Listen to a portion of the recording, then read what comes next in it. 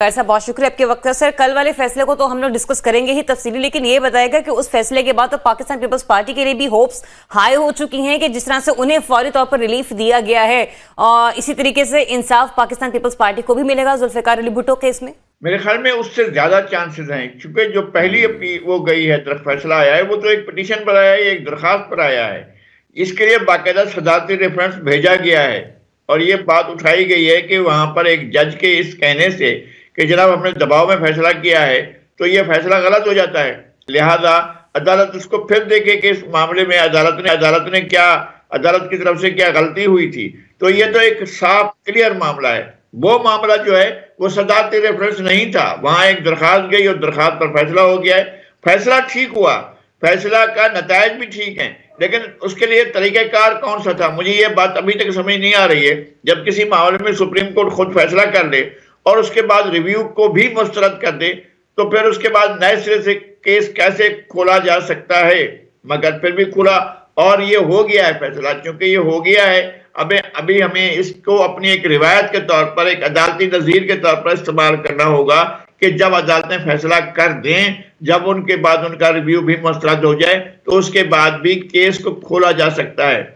उसमें भी कई गलतियां पहले से मौजूद थी। गलती एक मौजूद ये थी जो पहले मियां नवाज शरीफ को नाअहल किया गया था और जहांगीर तरीन को नाअहल किया गया था, उसका किसी आइन में, किसी कानून में उसका जिक्र ही नहीं था। ये सजा बनती ही नहीं थी, फिर भी सजा दी गई थी और अदालत ने एक नजीर कायम की थी जो गलत नजीर कायम की थी।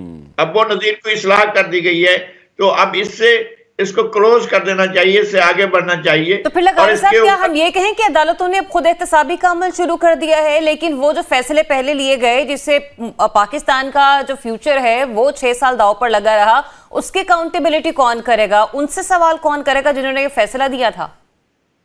मैं यही अर्ज कर रहा था, क्योंकि जो बात हमारी समझ में नहीं आ रही है, जो फैसला आ गया था और रिव्यू भी मुस्तरद हो गया था, दोबारा ये केस कैसे खुला और कैसे ये सारा कुछ हुआ, उसका इशारा खुद उमर अता बंदियाल साहब पहले दे चुके थे कि ये सजा जो हुई थी वो गलत हुई थी, लेकिन उसके बावजूद मामला नहीं उठाया गया। लेकिन ये जिन 5 जज साहबान ने, वो क्या जवाब देंगे? जनाब आसिफ खोसा साहब क्या जवाब देंगे?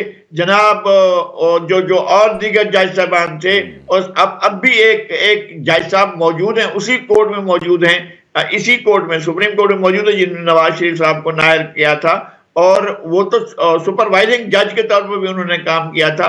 फिर उनके पास क्या जवाब होगा कि उनका फैसला जो हुआ था वो क्या था, उस फैसले की हैसियत क्या थी? इसमें बड़े पेचीदगियां हैं। पहला फैसला देने में बड़ी पेचीदगियां थी, बहुत गलतियां की गई और बड़े मतलब हीरो बनने की कोशिश की गई।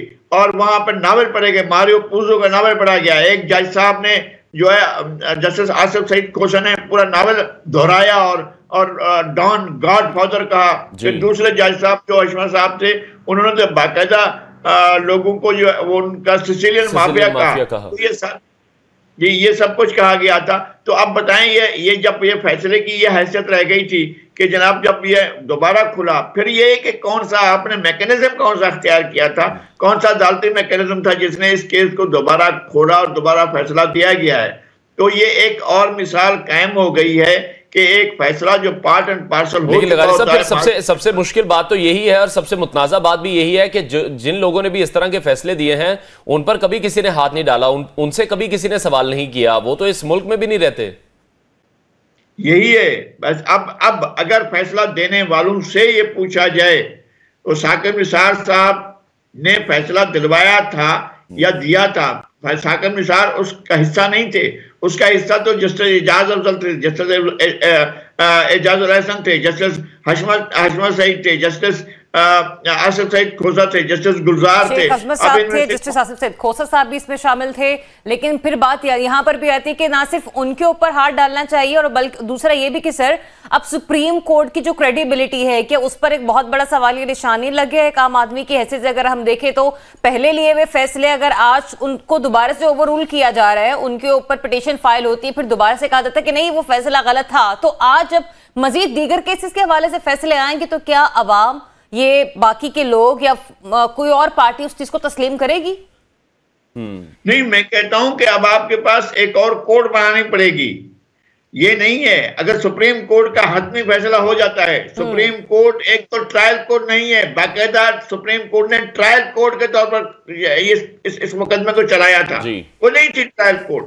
ट्रायल कोर्ट बहुत लोअर होती है, नीचे होती है जाकर। वो डायरेक्ट कैसे एक दरखास्त पर आकर जो है वो बाकायदा समाज शुरू कर दे, और ट्रायल कोर्ट के तौर पर ट्रायल को अगर कोई पिटीशन आती भी है तो सुप्रीम कोर्ट उसको रेफर करते हैं किसी लोअर कोर्ट में कि भाई वहां ले जाएं। अब जब सुप्रीम कोर्ट आखिरी फैसला कर ले, फिर रिव्यू भी मुस्तरद कर दे और फिर नया केस खुले, तो फिर तो एक नया मसला पैदा हो जाएगा। पाकिस्तान में एक संगीन किस्म का आईनी बहरान पैदा हुआ है इस फैसले से। अगरचे फैसला जो हुआ वो ठीक है, जिन लोगों को नाअहल करार दिया गया था, गैर कानूनी तौर पर नाअहल करार दिया गया था और उनके साथ कोई इंतकामी कार्रवाई की गई थी, लेकिन जब आपने इंसाफ देने का तरीका अख्तियार किया तो उसके लिए कोई ना कोई जवाब तो होता। जैसे भुट्टो साहब का केस है, इसमें एक सजाती रेफरेंस मौजूद है। ठीक है, जिस तरह से भुट्टो साहब के केस की आप बात कर रहे हैं, एक टीवी प्रोग्राम में भी देखा गया कि जस्टिस नसीम हसन शाह मरहूम के बयान को तस्लीम करके फैसला किया जा सकता है। आप फिर इसमें क्या देख रहे हैं? नहीं, इसमें ये कि जज साहबान बताएं आकर सूरत हाल क्या थी। जज साहबान ने क्यों ये फैसला किया, क्यों जेआईटी बनाई गई थी, जेआईटी ने क्या नतीजे हासिल किए, पनामा केस क्या था, पनामा में से क्या निकला था, पनामा के हकायक क्या थे, ये सारी चीजें सामने आए तब पता चलेगा। जज साहबान किससे मुतासर हुए, किस चीज से मुतासर हुए, कौन सी चीज थी जो इस फैसले पर गए, और नाइंसाफी जाकर की, उन्होंने इंसाफ का कत्ल किया। वो जो भी जज साहबान थे उन्होंने बाकायदा नहीं इसको देखा था। अब ये बात खुल रही है ना, चीजें खुल रही हैं, हमारे दिल में एहतराम, हमारे पास कोई और अदलिया नहीं है, हमारे पास यही सुप्रीम कोर्ट है। मैंने ये बात कोर्ट नंबर 1 में की थी। जस्टिस साकिब निसार के रूबरू एक फैसले पर वो बात कर रहे थे, डायरेक्ट फैसला दे रहे थे। मैंने कहा हुजूर खुदा का वास्ता है, आप बताएं कोई और बिल्डिंग है जहां हम जाएंगे, किसी और बिल्डिंग में जाकर बात करेंगे, कोई और इमारत है जहां पर जाकर बात करेंगे। आप डायरेक्ट अगर यहाँ पर बैठकर बात करेंगे, और आयन का आर्टिकल 10A साफ कहता है कि ड्यू प्रोसेस अब लॉ के तहत लोगों को दें। कौन सा ड्यू प्रोसेस हुआ था? ड्यू प्रोसेस ये था कि लोअर कोर्ट में चलता, फिर ऊपर सुपीरियर कोर्ट में आता, फिर हाई कोर्ट में आता, फिर उसके बाद सुप्रीम कोर्ट में पहुंचता, तब जाकर ये होता। इससे मुख्तसर ये लगारी साहब कि जब भी चढ़ते हैं सियासतदान ही इदारों की अना की भेंट चढ़ते हैं, और इसका सबूत हमने देख भी लिया। बहरहाल एक और अहम मामले पर आपकी राय लेना बहुत जरूरी है। ये बताएगा मौलाना फजल रहमान के दौरे अफगानिस्तान को आप किस तरीके से देख रहे हैं? इस वक्त जहां हम मुल्क में इलेक्शन का माहौल देख रहे हैं, वहीं पर मौलाना इलेक्शन में इल्तवा भी चाहते हैं। ये बात वो बार बार क्यों दोहरा रहे हैं? जाती मंशा है या किसी का मैसेज कन्वे करना चाह रहे हैं? नहीं, मेरे ख्याल में इस मैसेज की कोई बात नहीं होगी। मौलाना के अगरचे उन्होंने कभी तालिबान को एक कुव्वत के तौर पर तस्लीम नहीं किया था, तालिबान के साथ उनके अच्छे ताल्लुकात नहीं रहते, बज़ाहिर हमें यही लगता है। मौलाना समीउल हक के थे, मौलाना फजल रहमान के नहीं थे, और तालिबान के साथ उनके ताल्लुकात नहीं थे। अब गए हैं, लेकिन बुजुर्ग हैं, उसी मसलक के, उसी तरह के आदमी हैं जिस तरह के तालिबान के माइंडसेट जैसा भी है वैसे ये भी हैं, और उनसे बात करने गए होंगे।